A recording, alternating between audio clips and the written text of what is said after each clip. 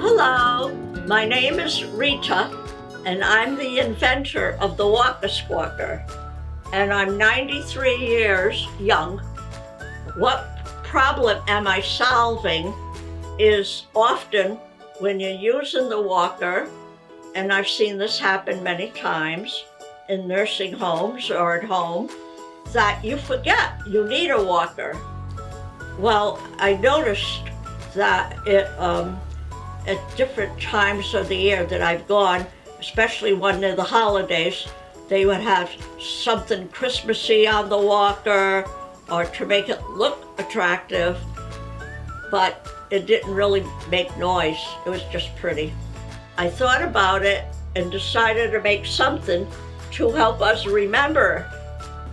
It makes a very pleasant sound that you'll be attracted. A lot of older people do a lot of bird watching.